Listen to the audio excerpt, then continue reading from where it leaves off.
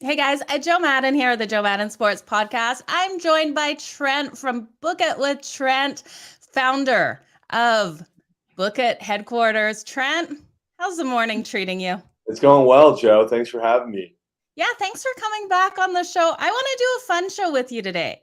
Let's talk bad beats, games you sweat out. Let's talk parlays. Let's talk what you've almost hit. It's going to be a lot of fun. Yeah, no, I've got a bunch of stories. I don't even know where to begin. But the one that comes to mind right off the bat, it was when I first started sports betting, actually, and I was throwing some ridiculous parlays, like $25 on some 7, 8 leg parlays while I was in college with my peers and friends, right? And I threw this one when I was in college that still to this day haunts me. It was a 9 leg parlay, and I didn't really think much of it considering it was a 9 legger. Yep. But there were 3 sports. It was basketball, baseball, and hockey. It was during when all those sports were going on at the same time, and that's when I love to like create a multi-sport parlay. Well, one night it was parents' weekend at the school TCU I was at, and we were out all at the bars. And I noticed my parlay was 8 of 9, and I was freaking out, jumping out of my seat because the last leg was the Vancouver Canucks money line, who are up 5-1 Oh no. against the Capitals, right, going into the third period. And this was 25 to win 8,000. This was by far going to be my biggest bet ever, and I had never hit a 9 legger. And so I see the score; it's 5-1. I'm already like riding this as a dub, and it's like I said, it's parents' weekend, so we're at the bars, and I'm literally swiping my card, getting everyone drinks, like celebrating this. And then all of a sudden, I get a notification; it's 5-2. I'm like, oh, I'm not like, who cares? Like this shit's over. All of a sudden 5-3, and there's like 8 minutes left in the game. I'm like, could you imagine? Like this would be awful. All of a sudden 5-4. I'm like, Oh no. this cannot be happening. Please stop. And like at this point, I'm like pacing back and forth outside, just refreshing the score. And of course, Ovechkin gets one with 30 seconds left, ties it. I knew we were going to overtime. This shit was done. Like there was no way the Caps were going to lose in OT after coming back from 4 goals down. And it goes to overtime, no goals, goes to shootouts, and you're not beating Novi in a shootout. And of course, the Capitals won that, and I was in so much pain. Oh, that is absolutely heartbreaking. We've all got one of those stories where we thought we had it cashed, but it's never cashed till it's over. Mm-mm. Man, sorry, that one would have hurt. Yeah, it was bad. Now, do you remember the first ever bet that you placed?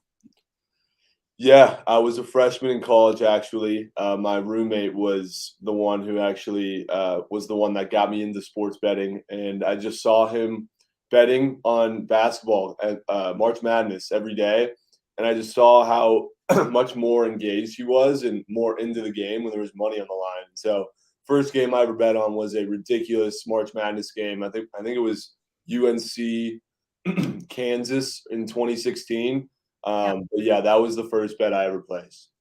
Okay. Now, you're a game watcher. I know this. We see you on the streams watching these games. When the camera's not on you, are you as animated when you're watching the games, Trent?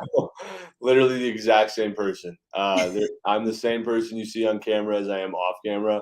I'm always reacting to my bets, and it's always the flukiest stuff that happens to me. I swear, whether it's a walk-off home run or a botched error in baseball or an empty netter to blow my puck line. Like it's always some stupid stuff that ends up costing me money. But yeah, I am just as animated on camera as I am off camera.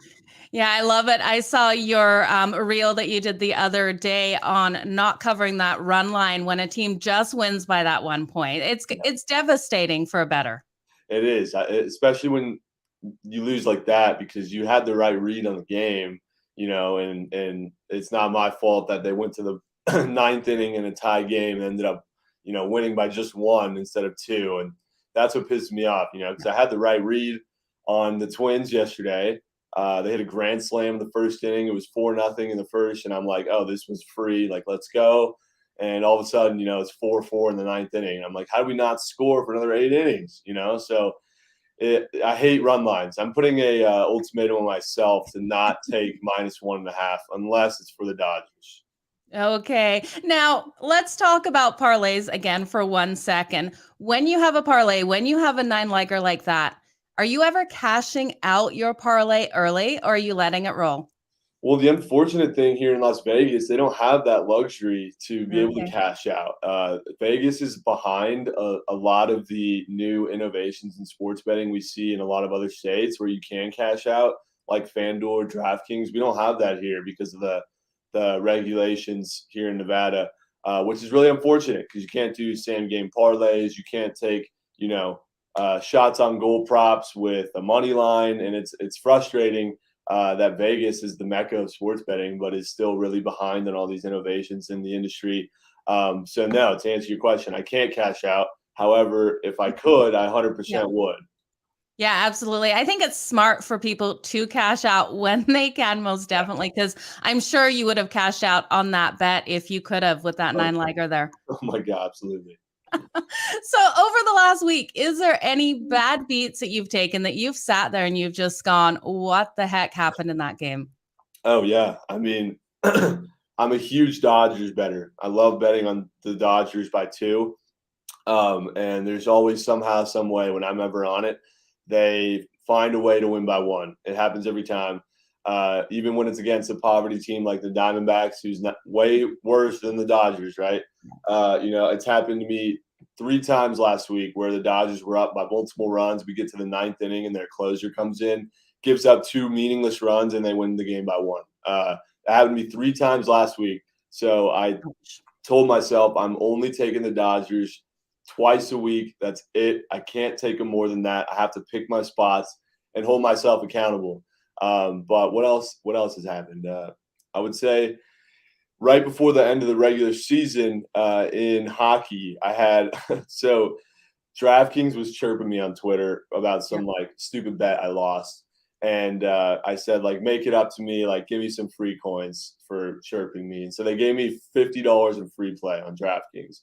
And I was able to turn that $50 into $100 by betting on Jack Eichel anytime goal. I was at that game.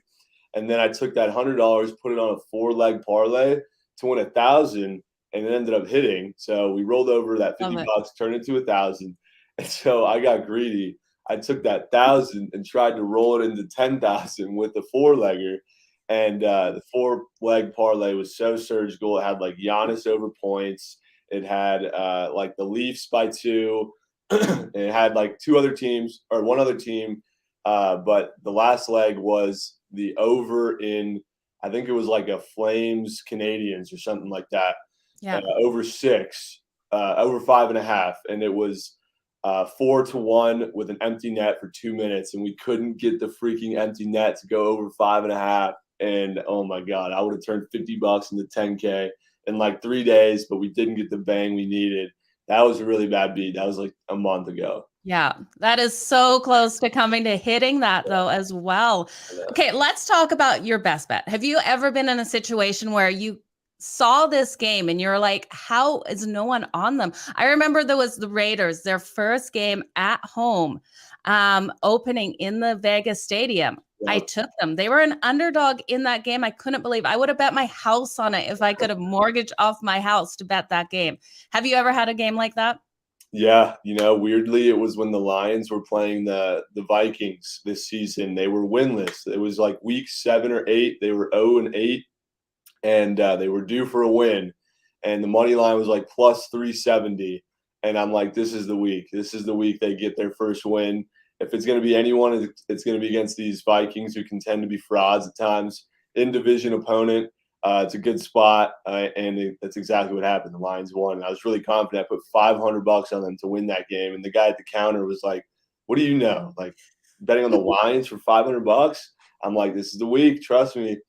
And sure enough, it was like, I don't know if you remember, the craziest freaking game. And Jared Goff had that game-winning touchdown with no time left on the clock, and I was actually going nuts in a TikTok video that like popped off that day. It was crazy. I'm going to have to go back and watch that TikTok because I remember that game. I had counted them out. Everyone had counted out the Lions. What do you think? Where do you think those gut feelings come from, Trent? Honestly, you know what? I weirdly had one this morning. I said it Yeah. happens like in my dreams, to be honest with Oh, you. Like either in my dreams or just like, I'm building scenarios in my head. But this morning I said the Flames win today 4-2. I already saw it. So I'm really confident in the Flames today just because of a gut feeling. No analytics behind that, no yep. historical data to back that up. It's just gut feeling. Well, you made me happy just saying that. 4-2 score. Are you going to bet that exact score as well? I might. I'm gonna go check what the odds are on that. That'd be beautiful. Well, Yeah. Trent, I won't keep you long. You just made me really happy saying the Flames are going to win tonight. I definitely love it as well. Thank you so much for joining me here on the Joe Madden Sports Podcast. Can you let everyone know where to find you on socials and all the shows that you're doing? Of course, you can follow me on Twitter, Instagram, and TikTok at Book It with Trent, and then the Twitch channel where I host all the streams is at Book It Sports on Twitch. Yeah, you guys definitely have to go check out those shows, especially the live streams during the games. Absolutely phenomenal, entertaining shows over there, Trent. So I love what you're doing in the industry. Thank you very much. I appreciate you, Joe. Appreciate you too. You guys have a wonderful day.